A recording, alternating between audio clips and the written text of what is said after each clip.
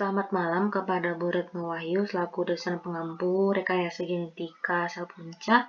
Perkenalkan, nama saya Lina Cika. Dalam kesempatan ini saya akan mempresentasikan review jurnal saya yang berjudul Sistem Tetracycline Control Transactivator atau TET on-off yang di dalam sel B pankreas yang dapat menurunkan ekspresi dan sekresi insulin dalam tikus. Adapun publikasi ini diambil dalam dipublikasikan di Desember 2021. Untuk pendahuluannya, tikus adalah salah satu hewan coba yang sering digunakan dalam penelitian dan pengembangan melalui perannya sebagai hewan transgenik, sehingga diperlukannya manipulasi genetik yang dapat dikontrol. Manipulasi genetik yang dapat dikontrol adalah hal yang sangat diperlukan dalam penelitian, karena bisa memajukan pemahaman kita mengenai biologi dan fisiologi sel. Namun, ada banyak masalah terkait penargetan ekspresi transgen ke sel B pankreas pada tikus seperti transgen silencing, ekspresi ektopik, ataupun efek di luar dari target. Adapun teknologi TET on-off ini dapat menciptakan hewan transgenik atau tikus transgenik yang dapat diinduksi dengan efisiensi yang ditingkatkan dan spesifitas sel B pankreas yang optimal, dan dengan menggunakan kombinasi sistem TET off dan promotor MIP, mouse insulin progenitor, dapat memiliki efek signifikan dalam menekan ekspresi dan sekresi insulin. Adapun tujuan dari jurnal ini adalah untuk melihat efek dari teknologi TET on-off ini dalam mengurangi masalah yang ditimbulkan terkait penargetan ekspresi gen ke sel B pankreas. Dan yang kedua, untuk melihat efek dari teknologi TET on-off ini terhadap sekresi dan ekspresi insulin dalam tikus transgenik tersebut. Adapun metode yang digunakan, yang pertama adalah si tikusnya sendiri. Tikusnya itu menggunakan tikus hemizigot litermate jantan dan betina MIP ITTA, dan bisa menggunakan tikus TET O grigio untuk untuk jadi kontrolnya itu menggunakan kontrol wild type yang C57BL. Tikus ini dipelihara pada siklus gelap atau terang selama 12 jam dan nantinya akan diberikan perlakuan berupa ditambahkan doxylin di dalam air minumnya, dan airnya itu, teman minum itu diganti seminggu sekali. Untuk analisis jaringan dan imunohistokimianya, jaringan itu diambil pada tikus sudah berusia 18-20 minggu. Gambarnya diambil dengan perbesaran 20 kali untuk sel islet dan konvokal usus, dan untuk perbesaran 10 kali itu untuk sel yang lain. Untuk yang tes insulin atau tes toleransi glukosa itu dilakukan pada usia 6-8 minggu. Itu untuk yang RIP dan RTTA, dan yang 13-18 minggu itu untuk MIP yang TTA. Dan itu menggunakan glukosa awal puasa atau baseline fasting glucose. Untuk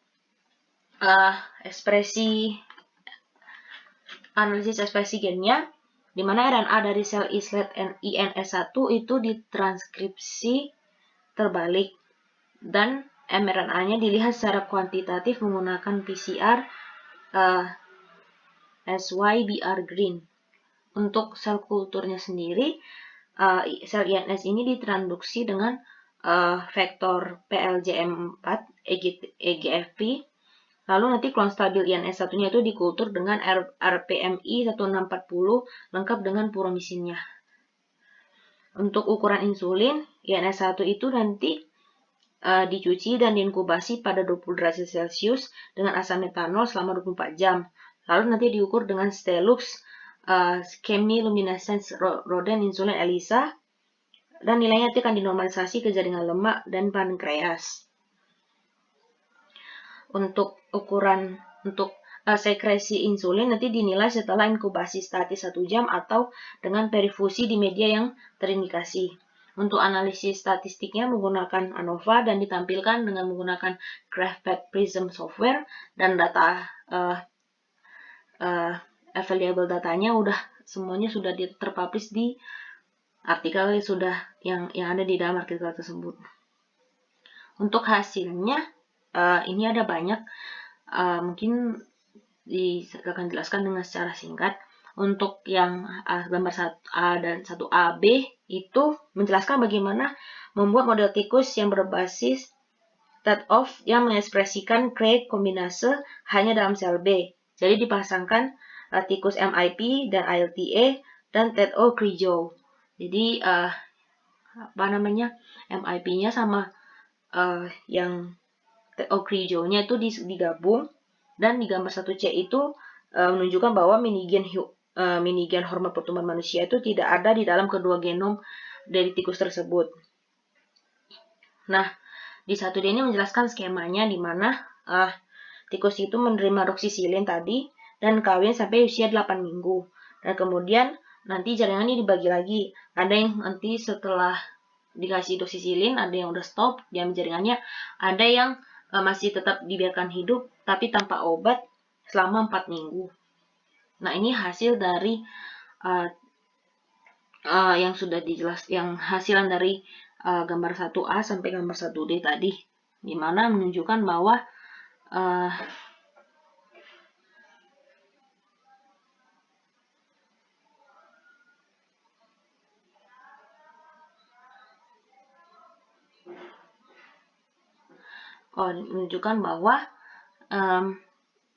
di sini insulinnya masih ada, dilihat dari gambar ini. Dan ini dari gambar histologinya, cuman yang bisa dilihat, yang bisa diperhatikan adalah yang ini hasilnya. Dimana untuk glukosanya ini kalau diperhatikan untuk yang wild type-nya dibandingkan dengan yang MIP dan IDTA sama yang sudah digabung tadi, glukosanya lebih tinggi, baik itu di male maupun female. Cuman kalau di female atau di betina jauh lebih tinggi dibandingkan yang di jantan. Untuk insulinnya seperti yang sudah dijelaskan bahwa untuk yang gabungan MIP tadi sama trade-off itu insulinnya jauh lebih rendah dibandingkan tikus-tikus lainnya.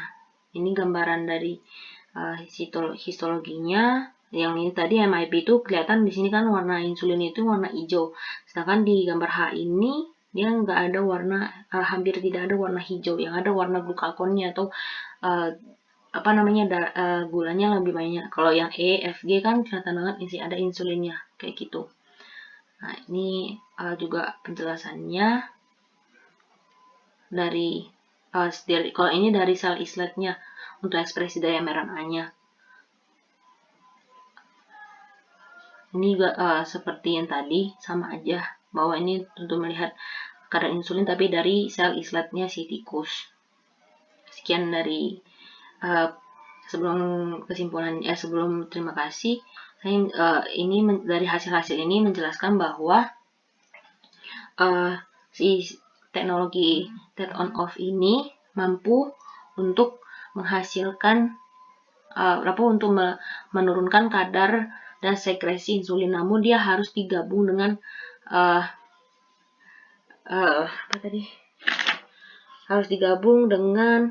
promotor MIP supaya bisa lebih signifikan dalam menekan ekspresi dan sekresi insulin. Sekian dari presentasi saya, mohon maaf bila ada salah kata dan perbuatan. Terima kasih, Bu.